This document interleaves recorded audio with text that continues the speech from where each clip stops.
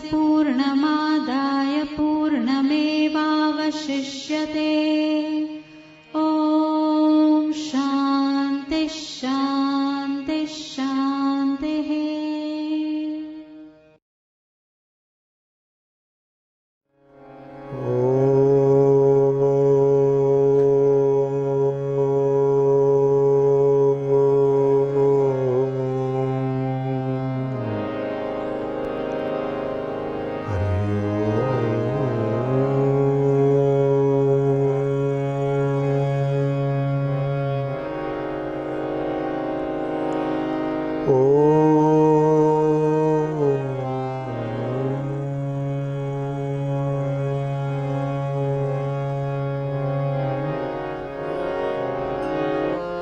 नमस्ते रुद्रमन्यव उतोत्खवे नमः। ॐ शान्ति शान्ति शान्ति। भद्रं नो अपि वातयमनः। ॐ शान्ति शान्ति शान्ति। आनन्दमानन्दकरं प्रसन्नं ज्ञानस्वरूपं निजभावं योगीन्द्रमीड्यं भवरोगवैद्यं श्रीसद्गुरुं नित्यमहं नमामि। देवी प्रपन्नार्ति हरे प्रसीद प्रसीद मातर्जगतोऽखिलस्य। प्रसीद विश्वेश्वरि पाहि विश्वं।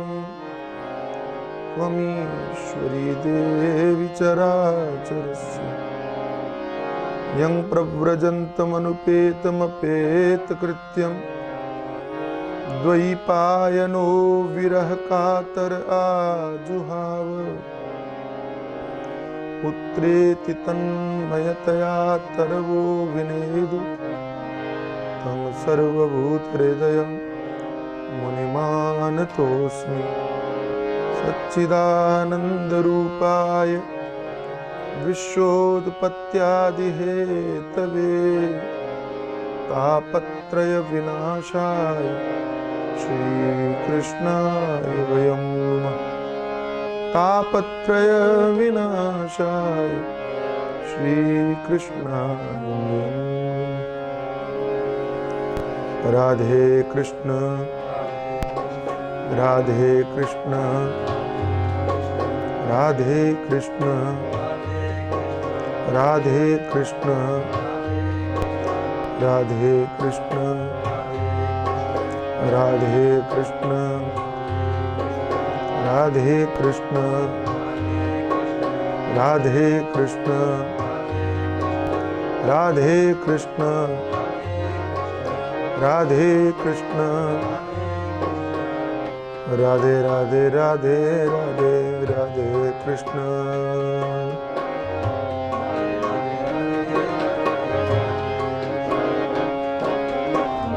राधे कृष्ण राधे कृष्ण राधे कृष्ण।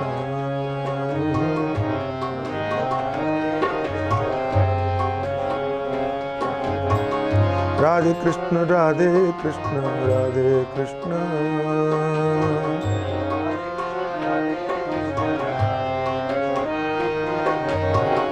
राधे कृष्ण राधे कृष्ण राधे कृष्ण। राधे कृष्ण कृष्ण राधे कृष्ण राधे कृष्ण राधे कृष्ण।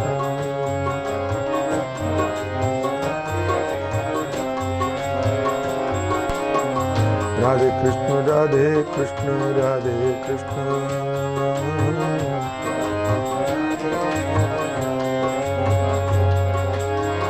राधे कृष्ण राधे कृष्ण राधे कृष्ण।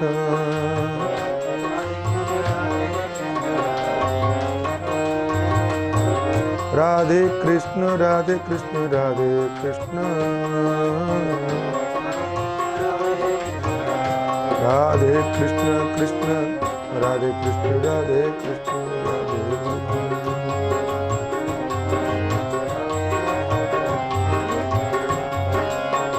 राधे कृष्ण राधे कृष्ण राधे कृष्ण राधे कृष्ण राधे राधे कृष्ण कृष्ण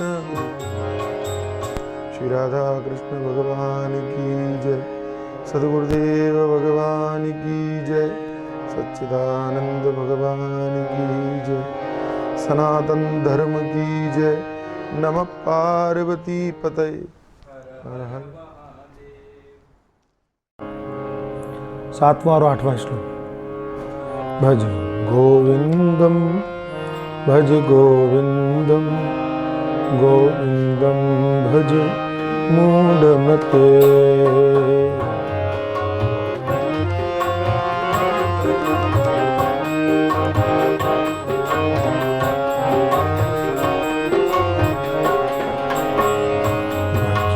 गोविंदम भज गोविंदम गोविंदम भज मूढ़मते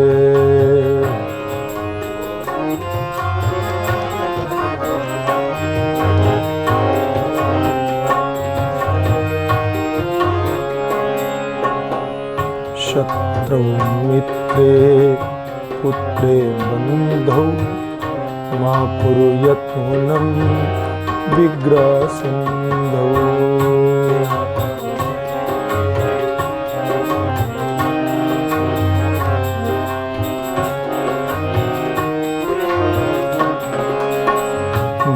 भवसमचित्तः सर्वत्र त्वं वाञ्छस्य चिराद्य विष्णु त्वम्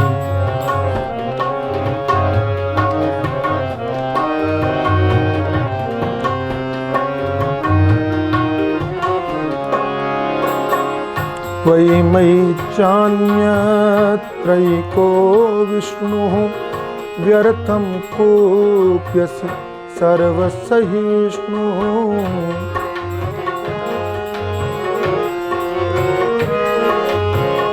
व्यर्थं कोऽप्यसि सर्वसहिष्णुः सर्वस्मिन्नपि पश्यात्मानं सर्वोत्सृजन् वेदज्ञानं सर्वस्मिन्नपि पश्यन् सर्वत्रोत्सृज वेदज्ञानं गोविन्दं भज गोविन्दं गोविन्दं भज मूढ़मते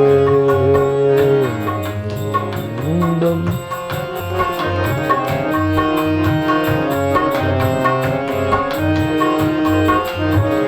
मते भज गोविंदम भज गोविंदम गोविंदम भज मूढ़मते मते गोविंदम भज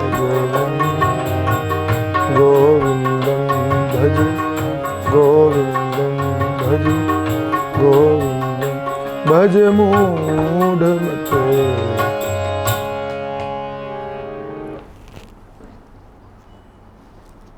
शत्रु मित्रे पुत्रे बंधौ माकुर यतनम विग्रह संधौ।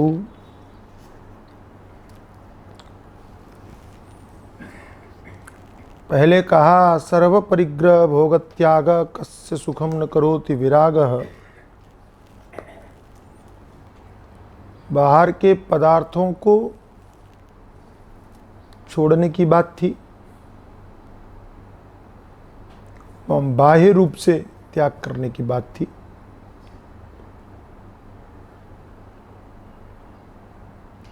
अब अंदर आपकी जो वृत्ति है उस वृत्ति को इंगित करते हुए संकेत करते हैं कि यदि आप शीघ्रातिशीघ्र विष्णु तत्व को प्राप्त करना चाहते हैं, विष्णु शब्द के तो कई अर्थ, व्यापक भी अर्थ है, इष्ट की दृष्टि से भी अर्थ है भगवान, आपके परमात्मा ईश्वर। तो उस तत्व की अगर आप प्राप्ति के अभिलाषी हैं और शीघ्र अभिलाषी, एक होता है हाँ ठीक है भगवान कृपा करेंगे तो मिल जाएंगे, जैसे कि प्रायः लोग कहते हैं कि भाई तीर्थ में जा रहे हैं तो चलो आप भी चलो। मैं तो प्रायः जब भी जाता प्रेमपुरी में कहता ही था। तो अधिकांशतः लोग कह देते हाँ भगवान बुलाएंगे तो जरूर जाएंगे।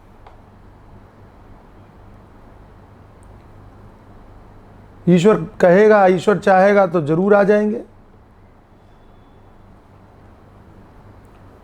और प्रायः हमने देखा है कि अच्छे कामों को लोग भगवान के ऊपर छोड़ देते हैं। कथा सुननी है तो ईश्वर चाहेगा तो सुन लेंगे, तीर्थ में जाना है तो ईश्वर चाहेगा तो चले जाएंगे, भजन पूजन करना हो आदि आदि आदि।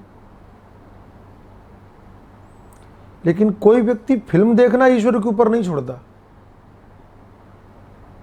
कि भगवान चाह लेंगे तो फिल्म देख लेंगे। तब तो रिलेटिव को फ़ोन करते हैं कहीं टिकट का इंतज़ाम हो जाए तो देखो। मैच देखना हो अगर टिकट का इंतज़ाम हो जाए तो देखो। शादी करना हो तो कोई नहीं चाहता भगवान चाहेगा तो हो जाएगा। तब तो महात्माओं से ही कहते हो कि कोई देखो भैया कोई संबंध हो दो। ज्योतिषियों को पकड़ बुलाते हो कि भैया कौन से ग्रह लेट कर रहे हैं। अच्छा, आज तक किसी व्यक्ति को मैंने ये नहीं देखा कि ज्योतिषी को बुला के ये पूछा हो कि हमको भगवान क्यों नहीं मिल रहे हैं, जरा मेरे ग्रह नक्षत्र तो देखो कि कौन से ग्रह नक्षत्र हमारे परमात्मा दर्शन में अड़ंगा डाल रहे हैं, वो देखो जरा।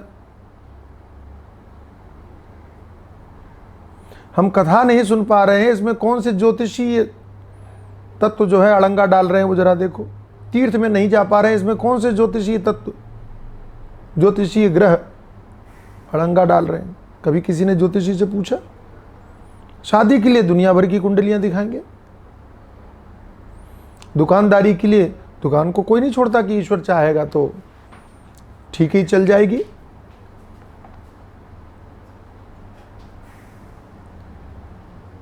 तो धर्म और अध्यात्म के कार्यों को प्रायः हम ईश्वर के ऊपर छोड़ते हैं, हो जाएगा। उसमें शीघ्रता की अभिलाषा नहीं करते कि जल्दी हो जाए, ये कामना हम करते नहीं। भगवान शंकराचार्य जी कहते हैं यदि आपके मन में उस परात्पर तत्व को प्राप्त करने की अभिलाषा हो और शीघ्र हो तो आपको ये काम करना चाहिए। क्या? शत्रु मित्रे पुत्रे बंधौ महाकुरु यत्नम विग्रह संधौ। तो आपके शत्रु हैं, मित्र हैं, पुत्र हैं, बंधु बांधव हैं, आदि आदि आदि। तो इनसे न तो मेल करो ना अनमेल करो, अथवा शत्रु से द्वेष मत रखो, मित्र से राग मत रखो। अपनी ओर से प्रयत्न मत करो। ये बात हमको अच्छी लगी। महाकुर यत्नम, यत्न मत करो। कोई मान रहा है ठीक है, कोई कह रहा है ठीक है, कोई संबंध जैसा मर्जी उसकी निभा रहा है ठीक है। आपकी दृष्टि में न शत्रु है, न मित्र है, न पुत्र है, न बांधव है। आप विग्रह संधौ, संधि के लिए प्रयत्न मत करो कि विग्रह के लिए दूर छूटने के लिए प्रयत्न मत करो। जैसा है ठीक है, ये भी प्रारब्ध है, ये भी प्रारब्ध है। हम लोगों को बचपन में पढ़ाया गया कि पीपल का पत्ता उड़ता हुआ राजमहल में गिर गया, फिर हवा चली उड़ करके कूड़े के ढेर पे चला गया। तो राजमहल में गया तो खुश नहीं था, कचरे के ढेर पे गया तो दुखी नहीं था। उसे मालूम है हवा चलेगी, यहां से भी उड़ के कहीं और चले जाएंगे। क्या महत्व देना, लेकिन वो सिद्धावस्था है। प्राय आपने सुना होगा, हम लोगों ने भी सुना है कि जो सिद्धावस्था के लक्षण होते हैं वही साधक के गुण हो जाते हैं। सो सिद्धावस्था का लक्षण यह है कि वो इन सारी परिस्थितियों को प्रभावित होता नहीं, सहज रूप में रहता है, और साधक उन स्थितियों को बचने का प्रयत्न करता है।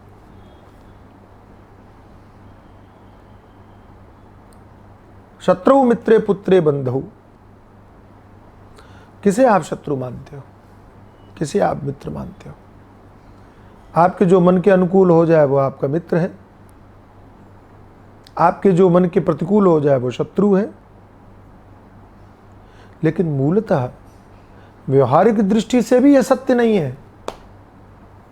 अध्यात्म दृष्टि तो दूर की बात है, व्यवहारिक दृष्टि से भी मित्र वो है जो आपका हित सोचे, आपके मन के अनुकूल हो वो नहीं। व्यवहारिक दृष्टि से भी शत्रु वो है जो आपके जीवन को बर्बाद करने के लिए प्रयत्नशील है, आपके मन के प्रतिकूल नहीं। देखो, गुरुजन, माता पिता प्राय आपके मन के प्रतिकूल होते हैं। स्कूल में बैठा हुआ टीचर आपके मन के प्रतिकूल है, बच्चे को तो पसंद नहीं आता, वो कहते कि ये पढ़, उसका तो मन नहीं लग रहा, और टीचर ने कहा नहीं पढ़ोगे तो कल दंडित किए जाओगे, तो शत्रु बन गया ना मन में, मेरे मन के अनुकूल नहीं है। लेकिन क्या वो शत्रु है? नहीं, वो तो आपका हितैषी है। गुरु ने अगर आपको कोई कुछ कहा करने के लिए, माता पिता ने अगर आपको कुछ करने के लिए कहा, आपके मन के प्रतिकूल है वो, आप उसको शत्रु मान लो, तो ये तो ठीक नहीं है। तो पहले तो परिभाषा करो कि शत्रु किसे कहते हैं, मित्र किसे कहते हैं, तब तो आप द्वेष करो, तब तो आप राग करो। हम तो भागते हुए चले जा रहे हैं, हमें पता ही नहीं है शत्रु कौन है, मित्र कौन है। हमने मान लिया, मन ने कह दिया अरे ये ठीक नहीं, ये तो मेरा दुश्मन है। हमने मान लिया कि अरे ये मेरा मित्र है।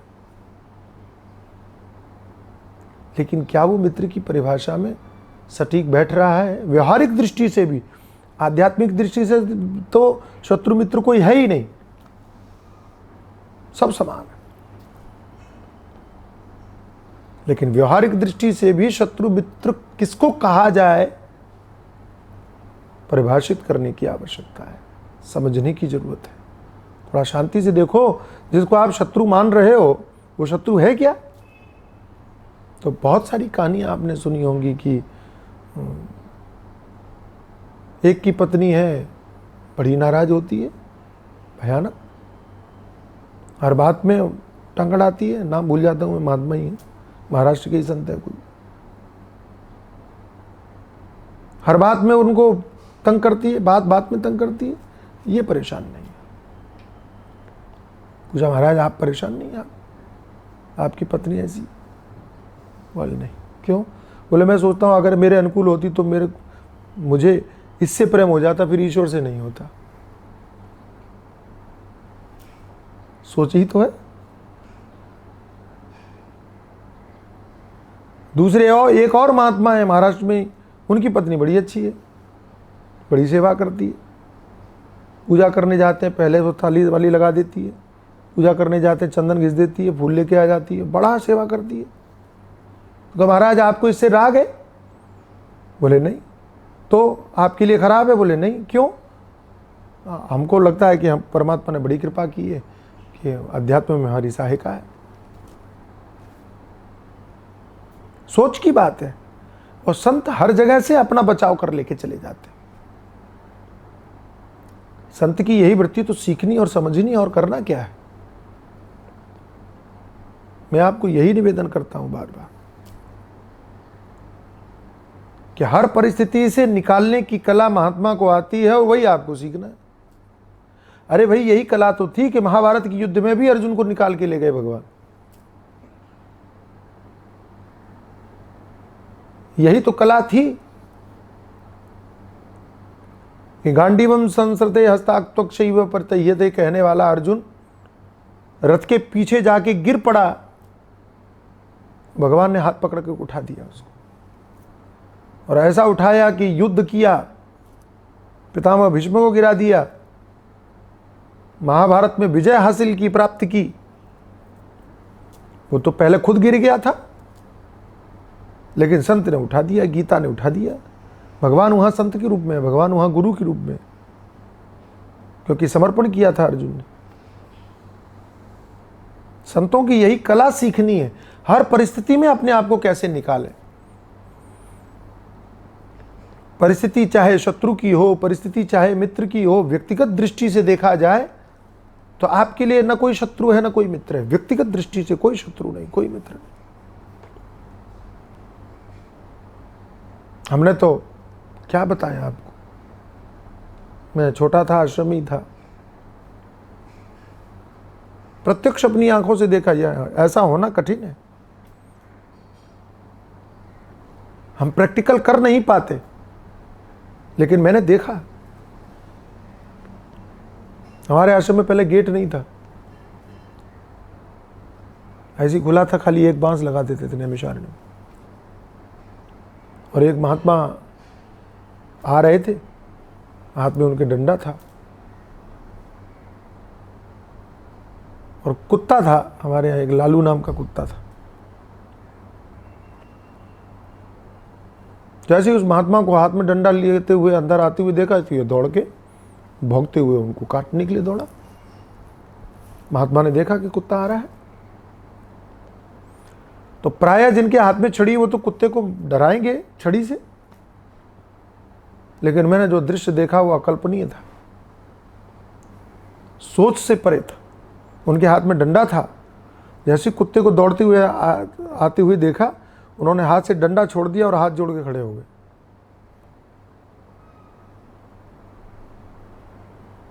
और मैं चकित हो गया कि जैसे डंडा नीचे गिरा या हाथ जोड़ के खड़े हो गए, जो कुत्ता भौंकते हुए जा रहा था वो पूंछ हिलाने लगा। चकित करने वाली दृष्टि थी, कैसे संभव है, लेकिन हुआ। चैतन्य महाप्रभु के विषय में हम सुनते ही हैं कि वे संकीर्तन करते थे, तो उनके संकीर्तन के प्रभाव से लोग तो जुड़ते ही थे, शेर चीते भी जुड़ जाते उनके कीर्तन में। ये तो अभी की घटना है, कोई सतयुग त्रेता की बात नहीं है, 400-500 वर्ष पूर्व की घटना है ये तो, अभी हाल में। पशु पक्षी, आप सोचिए कि शेर भी, चीता भी, गाय भी, बछड़ा भी, सब सम्मिलित है। उनके बहुत सारे चित्र ऐसे हैं, उन चित्रों में आप देखो सब सम्मिलित है, सब साथ में चैतन्य प्रभु के कीर्तन में सब सम्मिलित है, क्योंकि भगवत भाव है। सब भूल गए अपने आप को। आपकी वृत्ति के चिंतन का असर दूसरों के ऊपर भी पड़ता है। ये सही है कि गलत लोगों के ऊपर असर कम पड़ता है, आदमियों के ऊपर कम पड़ेगा, जानवरों के ऊपर जल्दी पड़ जाएगा। जानवर सोचता नहीं ना, लेकिन पड़ता है, ऐसा नहीं है कि ना पड़े, जरूर पड़ता है। इसलिए आप मंदिर में जाते हो तो आपकी वृत्ति अलग होती है, आप दूसरी स्थान पर जाते हो आपकी वृत्ति अलग हो जाती है, प्रेमपुरी में आते हो आपकी वृत्ति अलग होती है, थिएटर में जाते हो आपकी वृत्ति अलग होती है। वहाँ का जो वातावरण है, वहाँ के जो वाइब्रेशन है, वो आपको प्रभावित करते हैं। इसलिए हमारे यहाँ तो यहाँ तक कहा कि कौन से वृक्ष के नीचे क्या करना चाहिए, कौन से वृक्ष के नीचे कथा सुनना ठीक रहता है, कौन से वृक्ष के नीचे भजन करना ठीक रहता है, जप करना ठीक रहता है, कौन से वृक्ष के नीचे और ध्यान करना ठीक रहता है, यह भी हमारे शास्त्रकारों ने कहा। इसलिए गुरुदेव के सानिध्य में, उनके आश्रम में रह करके आप चिंतन करो, ध्यान करो, भजन करो, जप करो, उसका असर, उसका प्रभाव अलग होगा। दूसरी जगह करो, उसका प्रभाव अलग होगा। क्यों? वहाँ जो संत महापुरुष हैं उनकी जो वाइब्रेशन है, उनकी जो वृत्तियाँ, उनका प्रभाव दिखाई पड़ता है, हमारे ऊपर पड़ता है। तो व्यक्तिगत रूप से आपके चिंतन का असर पड़ेगा और आपकी दृष्टि में कोई शत्रु नहीं, कोई मित्र नहीं। वो महात्मा ने डंडा छोड़ दिया, सामने कुत्ते को देख करके भी शत्रु नहीं माना, तो कुत्ते ने भी समझ लिया कि इससे हमको हानि नहीं है, क्योंकि डंडा छोड़ दिया है, हाथ जोड़े खड़ा है, इतना तो वो भी समझ रहा है। बताइए, अद्भुत बात है। हालांकि हम लोगों से कहो कि ये प्रैक्टिकल करो, हमसे नहीं हो पाता है। दुनिया में उलझे हुए लोगों से ये हो भी नहीं पाएगा, लेकिन ये चिंतन हमें करना चाहिए। शत्रु मित्रे, शत्रु मित्र की पहले तो परिभाषा निश्चित करो। आप किसको शत्रु मानते हो, किसको मित्र मानते हो? आपकी मुंह देखी जो बोले, आपके बड़ाई जो करता रहे, आपके हाँ में हाँ मिलाता रहे, वो मित्र नहीं है आपका।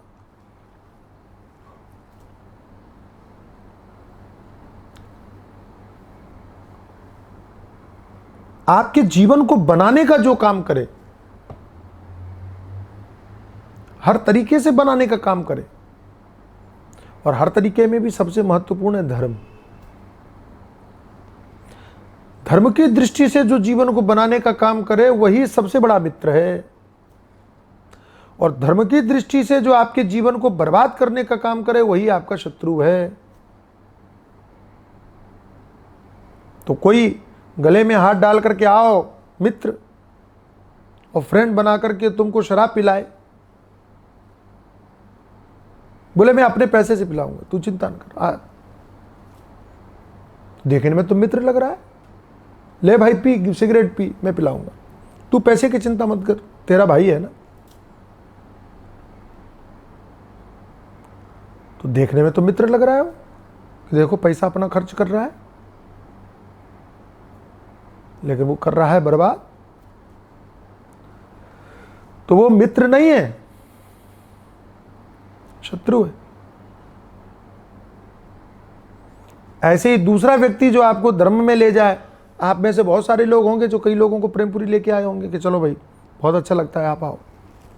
हो सकता है उनको ना समझ में आता हो, फिर भी आपने कहा 2-4 बार आओ, तो फिर उनको भी रुचि लग गई आगे, वो मित्र है। शुरू में भले ही उनको खराब लगा हो। मन की अनुकूलता प्रतिकूलता मत देखो, शास्त्र और धर्म की अनुकूलता प्रतिकूलता देखो। शास्त्र और धर्म के अनुकूल है तो मित्र समझो, शास्त्र और धर्म के प्रतिकूल है तो उसको शत्रु समझो। अब सवाल ये उठता है कि अगर शास्त्र के अनुकूल शत्रु है और शास्त्र के अनुकूल मित्र है, तो उनके साथ में कैसा व्यवहार करें? विग्रह संधव। तो कहा देखो भाई, यह अभ्यास दुनियादारी से मिटाने के लिए, दुनिया में जिनको आपने शत्रु मित्र मानना है, लेकिन जो आपको धर्म की दृष्टि से बर्बाद करने पर तुले हैं, उनसे तो बच के ही रहिए। दायरा बना लीजिए, उनके विषय में चिंतन मत कीजिए, उनके विषय में सोचिए मत, उनके विषय में विचार मत कीजिए, लेकिन अपने आप को बचाए रखिए। ये जो तार होता है करंट वाला, पावर से जुड़ा हुआ, उसके विषय में आप सोचते नहीं है ज़्यादा, लेकिन अपने आप को बचा के रखते हैं। भोजन बनाते समय तवा गर्म होता है, उसके विषय में आप चिंतन नहीं करते हो, अरे ये गर्म है, ये बहुत खराब है, इसको बेकार है, फेंक दो, हटा दो, खोपड़ी में नहीं बिठाते हो। लेकिन इसका मतलब ये भी नहीं कि उससे चिपक जाते हो, अपने आप को बचा के रखते हो कि अरे इसको छूना नहीं है, अगर छू गए तो जल जाएंगे। तो स्विच में कोई स्विच खुला हुआ है अगर स्विच बोर्ड, तो वहां हाथ ले जाने में आप 50 बार सोचोगे कहीं कि कुछ गड़बड़ ना हो जाए। तो स्विच ऑन करने में, स्विच ऑफ करने में, प्लग में कोई लगाने में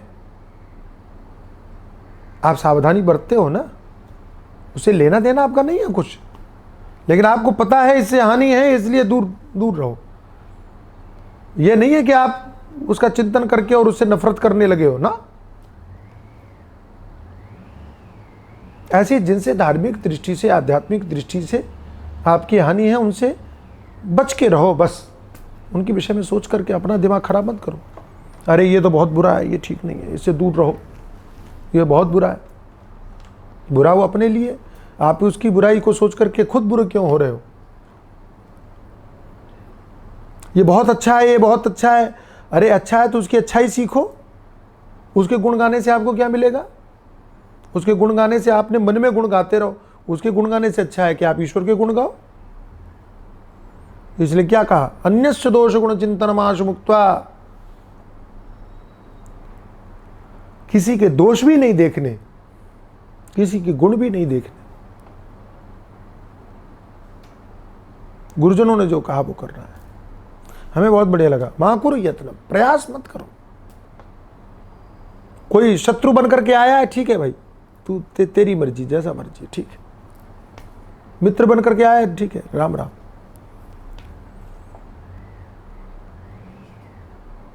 मित्र बन करके आया तो राम राम ही करेगा, और क्या करेगा। राम। शत्रु बन करके आया, गालियां देगा, ठीक, तेरी गाली तेरे को मुबारक, राम राम, उसे भी राम राम। तुम्हारे चिंतन को बिगाड़ने का काम न तो शत्रु को करने दो, न मित्र को करने दो। मतलब यह है, मित्र समझ करके अगर आपने उसको अंदर ले लिया तो आपके चिंतन को तो बिगाड़ेगा।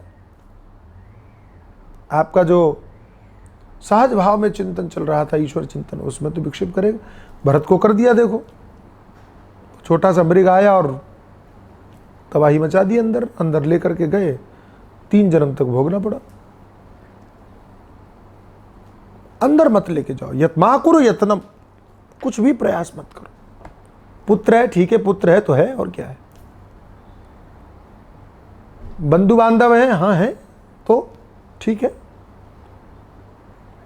तो पुत्र के साथ में पुत्र जैसा व्यवहार करो, अंदर में टेंशन मत लो। बंधु बांधवों के साथ में बंधु बांधवों जैसा व्यवहार करो, व्यवस्थित तरीके से। एक मशीनी काम होता है, मशीनी मशीन किसी से, वो क्या बोलते हैं, वो घड़ी चलती है ना, घड़ी की सुई, तो एक जगह मिल जाती है लेकिन मिलती नहीं है, अपना काम चलता रहता है। जहां जिसको जहां मिलना है वो मिलेगी, लेकिन वो चिपकती नहीं है। अच्छा ठीक है, राम राम, और फिर चली गई। तो कभी विपरीत भी होती है, कभी एक साथ भी होती है, कभी आड़ी तिरछी भी होती है, कैसी भी होती है, लेकिन चलती रहती है, रुकती नहीं है। बस बस बस बस बस यही समझना। ठहरना नहीं है अपने आप को, चलते रहो, चलते रहो। तो किसी ने कहा घड़ी तो दिन भर चलती है, पहुंचती कहीं नहीं। ये दूसरा विषय हो जाएगा, लेकिन मैं आपको एक बताऊं, घड़ी कहीं नहीं पहुंचती, देखने वालों को पहुंचा देती है। आप कहीं ना पहुंचो, ये ऐसा नहीं होता है। आप चलते रहो, लेकिन आप इस जीवन के जो घड़ी को देखते देखते देखते देखते अपने लक्ष्य तक पहुंच जाओगे, इतना पक्का है। वही घड़ी तो बताती है कि शाम हो गई, घड़ी तो बताती है कि सुबह हो गई। कहीं नहीं पहुंचती तो कैसे मालूम पड़ता है? आप चलते रहो, आपकी स्थिति बता देगी कि आप कहां पहुंच गए। तो सब जगह मिलो, सबसे मिलो। और सबसे बड़ी खूबी तो साधक की यही है कि सामने वाले को पता भी ना चले कि आप साधना कर रहे हो। इतने अच्छी तरह से मिलो, यही तो कुशलता है। क्या है? योगा कर्म से कौशलम। योग दिवस था ना, योगा कर्म से कौशलम। कर्म की कुशलता का नाम योग है। कर्म की कुशलता का मतलब ऐसे कर्म करो कि सामने वाला कहे वाह वाह वाह क्या बात है, लेकिन आपका उस कर्म से कोई लेना देना नहीं।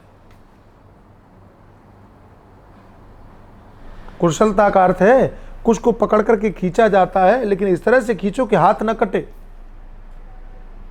यही कुशलता है। वही जयदयाल गोविंदका जी गए, उनके कोई रिश्तेदारी में मर गया था, पहुंचे और जाते ही रोने लगे जोर जोर से।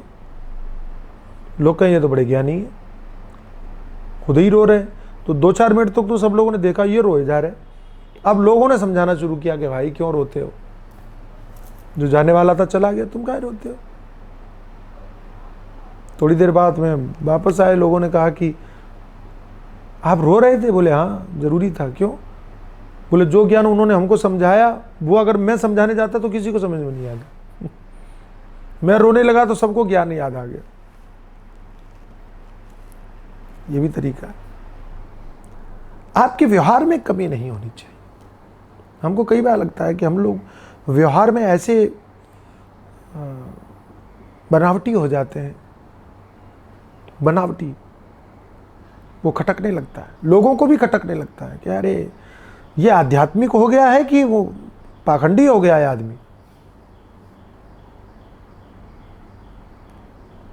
तो मेरा निवेदन यह है कि जीवन को मशीनी बना लो पूरी तरह से, हर काम एकदम परफेक्ट रोबोट की तरह होना चाहिए, हमारे पूर्व प्रधानमंत्री मनमोहन सिंह की तरह रोबोट की तरह काम होना चाहिए। उसमें फिट कर लो जो जो करना है, ऐसा ऐसा। लेकिन हम लोग उल्टे लोग हैं, व्यवहार जो है ना वो तो दिल से करते हैं और पूजा पाठ मशीनी होके करते हैं, वो मशीन में फिट है। सत्संग हम मशीनी करते हैं, वो फिट है। आरती हम करेंगे तो बिल्कुल एकदम परफेक्ट, ऐसे ऐसे होना चाहिए, उसमें कहीं इधर उधर ना हो जाए। मैं तो कहता हूँ कई बार पूजा में इधर उधर होना चाहिए, मशीनी नहीं होनी चाहिए पूजा। मशीनी पूजा ठीक नहीं है, पूजा दिल से करो, हृदय से करो। इसीलिए तो हमारे यहाँ आदमी के द्वारा स्तोत्र गाए जाने की परंपरा डाली कि कैसेट लगा करके अगर आपने और स्तोत्र गा लिए तो वो तो मशीनी हो गया, वो तो वैसे ही गाएगा। लेकिन आपने कभी देखा है, आप जब अपने मुंह से स्तोत्र गाते हो तो कई बार आपका हृदय भरा आता है, कई बार आप दिल से जुड़ जाते हो। तो पूजा और स्तुति को आप मशीनी मत बनाना कभी भी, मैं इस पक्ष में कभी नहीं हूं। इसलिए दक्षिण भारत के मंदिरों को देखो आप, मशीनी नहीं हुए, इसलिए उन मंदिरों में आज भी आपको शांति मिलती है। वहां तो अंदर मंदिर में लाइट भी नहीं गई आज तक, कोई मशीन पहुंची ही नहीं उन मंदिरों में। सब कुछ क्या बोलते हैं उसको, जीवित है, जीवंत है, सब कुछ जीवंत है। प्रकाश भी जीवंत है, वाद्य भी जीवंत है, मंत्र श्लोक आदि सब जीवंत है। अंदर मंदिर के अंदर में मंत्र बोले जाएंगे तो बोलने वाला अपने मुंह से बोलेगा, और वो जो गुंजायमान होता है मंदिर, आप देखो, आप समाधि लग जाए। उत्तर भारत में हमारे मंदिरों में थोड़ी सी गड़बड़ी हो गई कि वहां तो कोई आरती पूजा करने वाला भी नहीं है, तो वो मशीन वाले वो ढम ढम ढोल ढोल रख दिए, वो एक ही जैसे बजेंगे, उसमें कोई भाव नहीं पैदा हो। नगाड़ा तो बजेगा लेकिन बजेगा एक ही जैसा, वो भाव रहित होगा। पूजा को मशीनी मत करो, सत्संग को मशीनी मत करो। अब ये तो मजबूरी है, अभी कोरोना का टाइम चल रहा है, या आपको मशीन के द्वारा सुनना पड़ रहा है, व्यवस्था है। लेकिन प्रेमपुरी में आप देखो, प्रेमपुरी में सामने आकर के जब आप सुनते हो और हम आपको सुनाते हैं, वहाँ की जो अनुभूति है, फीलिंग्स है, वो यहाँ नहीं हो सकती, हमको भी नहीं हो सकती, आपको भी नहीं हो सकती। हमको भी पता है कि हम आपको सुना रहे हैं, अच्छा मैं तो अब ऐसा अभ्यस्त हो गया हूँ अभी रोज़ करते करते कि हमको ये लगने लग रहा है कि आप इसको सुनेंगे ज़रूर, तो आपको कल्पना करके सुना रहा हूँ, इसलिए ऐसा सुना पा रहा हूँ। नहीं तो मेरी आदत नहीं है कि मैं ऐसे रिकॉर्ड करके प्रवचन करके सुनाऊँ, बहुत बेकार लगता है हमको, किसको सुनाऊँ? क्योंकि अंदर से जो निकलता है हमारे, मैं कोई पढ़ के नहीं सुनाता, रटा हुआ सुना दूँ आपको। तो जो अंदर से निकलता है वो तब निकलता है जब सामने सुनने वाले लोग हों, और आपको भी सामने सुनने में जो आनंद आता होगा वो मशीन में सुनने में नहीं आएगा, क्योंकि अभी सुनते समय आप घर के कामों में भी ध्यान दे देते होगे, लेकिन प्रेमपुरी में जब सुनोगे तब घर के कामों में थोड़ी ध्यान दोगे, तब तो आप वहीं। इसलिए अध्यात्म को मशीनी मत होने देना, व्यवहार को मशीनी एकदम परफेक्ट व्यवहार करो। जहां हंसना है वहां हंसो, जहां रोना है वहां रो, जहां सोना है वहां सो, जहां खाना है वहां खाओ, जहां नाचना है वहां नाचो। दिल पे असर मत पड़ने दो। शत्रु मित्रे पुत्रे बंधु महाकुर यत्नम विग्रह संधु भव समचित्ता। सब में समान चित्त हो जाओ, एक जैसे हो जाओ। आप एक ही हो, सम माने ब्रह्म होता है। योग भी हो, समत्तम योग उच्चते। सम हो जाना ही योग है, सम हो जाना ही योग है, विषम हो जाना योग नहीं है।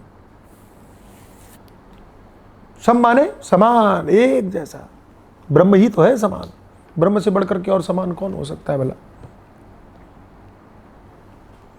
तो भव समचित्ता, भव समचित्ता, समचित्त का मतलब है अपने चित्त को ब्रह्म रूप कर लो। आगे कहेंगे भी, अगर आप उस परमात्मा को जानना चाहते हो तो क्या कहेंगे आगे, त्वयि मयि चान्नत त्रैको विष्णु व्यर्थम कुप्य से सर्वसहिष्णु। बढ़िया बात कहेंगे कि ये जो तुम किसी में शत्रु देख रहे हो, किसी में मित्र देख रहे हो, किसी में पुत्र देख रहे हो, किसी में बंधु देख रहे हो, मूलतः इनमें है कौन भाई? और किस दृष्टि से आपने इनमें भेद देखा? कौन सी दृष्टि से भेद देखा ये तो बताओ। तो यदि आपने मित्र की दृष्टि से, पुत्र की दृष्टि से, शरीर की दृष्टि से देखा तो, यदि आपने आत्मदृष्टि से देखा तो, दोनों ही दृष्टि से ये उचित नहीं है। भागवतकार कहते हैं, सनक सनंदन सनातन सनत कुमार चारों भाई ब्रह्मा जी के पास में पहुंचे।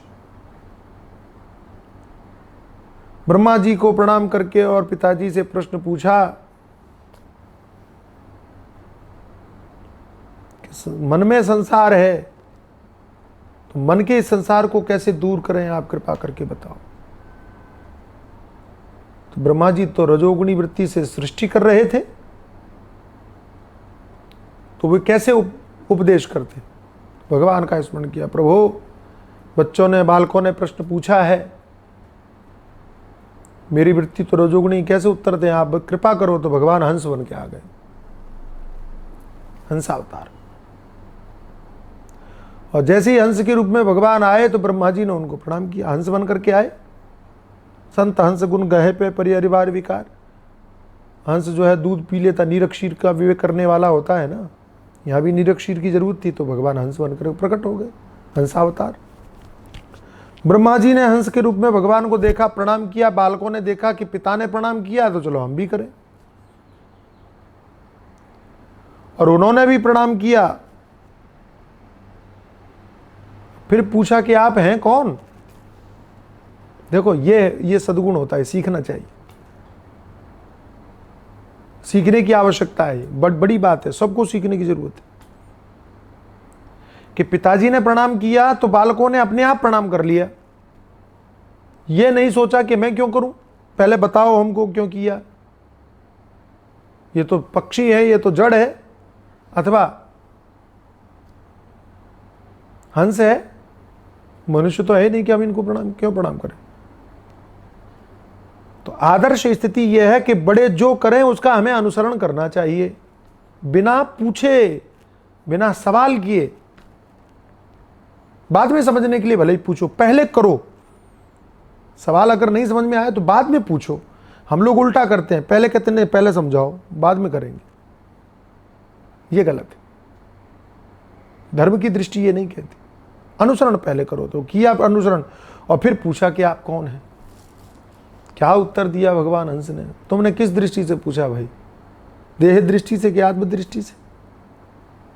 और देह दृष्टि से पूछो चाहे आत्म दृष्टि से पूछो, दोनों ही दृष्टि से हम और तुम में कोई भेद नहीं। मेरे लिए बड़ी नई बात थी जब मैंने पहली बार गुरुजनों की कृपा से पढ़ा। दोनों बिल्कुल नई बात थी। आत्मदृष्टि से हम दोनों एक हैं, ये तो मैं बचपन से सुनता आ रहा था, लेकिन देह दृष्टि से भी हम में तुम में कोई भेद नहीं, ये मैंने पहली बार पढ़ा और मैं चकित रह गया। और हंस भगवान ने कहा देह दृष्टि से भी कोई भेद नहीं। क्यों? बोले तुम्हारा भी देह पंचभूतों से बना है, हमारा देह भी आकाश वायु तेज जल पृथ्वी पंचभूतों से बना है, क्या भेद है? किसी मिट्टी से घड़ा बना दो, किसी मिट्टी से कौआ बना दो, कबूतर बना दो, किसी मिट्टी से मनुष्य बना दो, है तो मिट्टी ही, क्या भेद है? चकित करने वाली बात थी। किसी भी दृष्टि से कोई भेद नहीं है और उसमें कैसी समता करें हम लोग कल देखेंगे। सद्गुरुदेव भगवान की जय। सीताराम सीताराम सीताराम कहिए,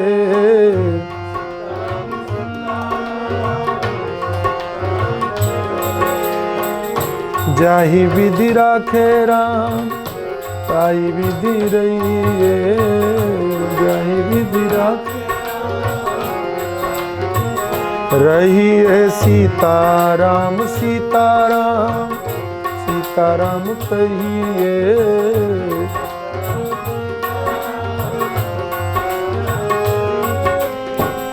मुख में हो राम नाम, राम सेवा हाथ में,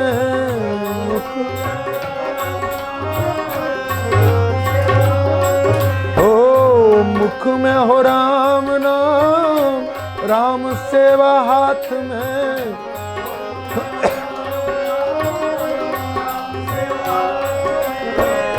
तू अकेला नाही प्यारे राम तेरे साथ में, राम तेरे साथ में। विधि का विधान जान हानि लाभ सही है, सही है जाई विधि राखे राम ताहि विधि रहिए,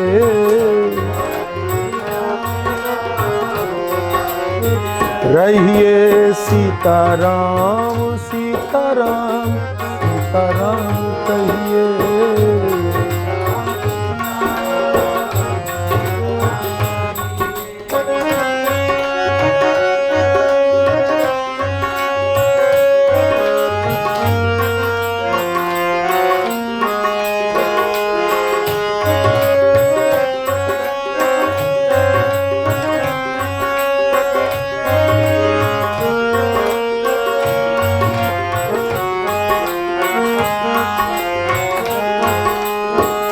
किया अभिमान तो फिर मान नहीं पाएगा,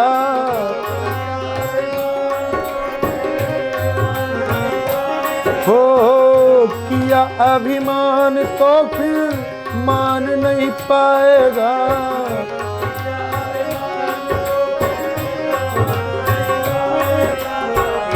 होगा प्यारे वही जो श्री राम जी को भाएगा, राम जी को भाएगा। फल आशा त्याग शुभ काम करते रहिए,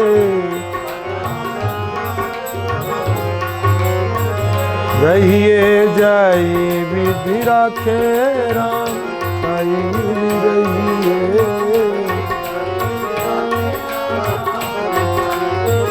रहिए। सीताराम सीताराम सीताराम कहिए,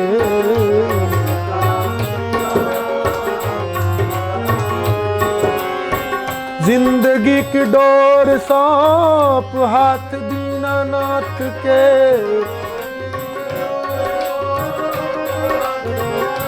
नाथ के जिंदगी की डोर सौंप हाथ दीनानाथ के।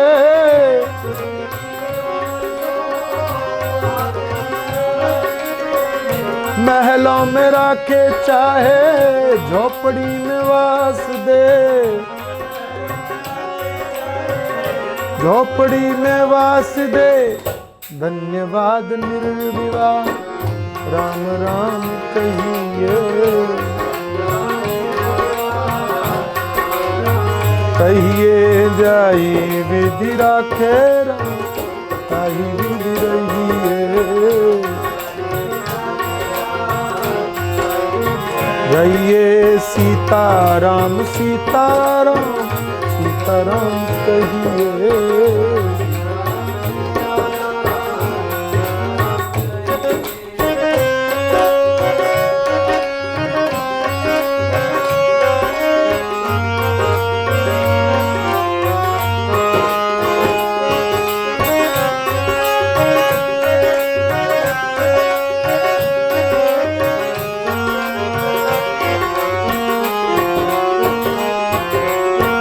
आशा एक राम जी से दूजी आशा छोड़ दे।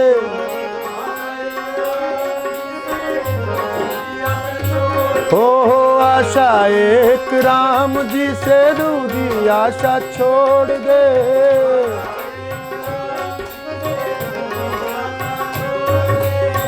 नाता एक राम जी से दूजा नाता तोड़ दे।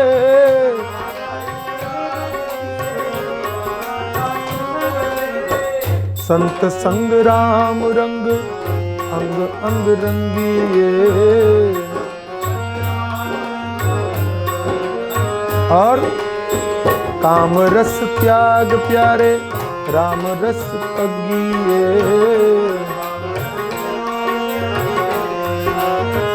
पगिए सीताराम सीताराम सीताराम कहिए।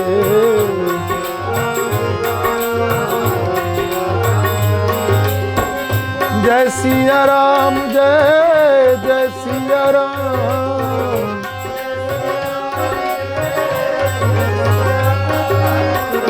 जय सिया राम जय जय सिया राम।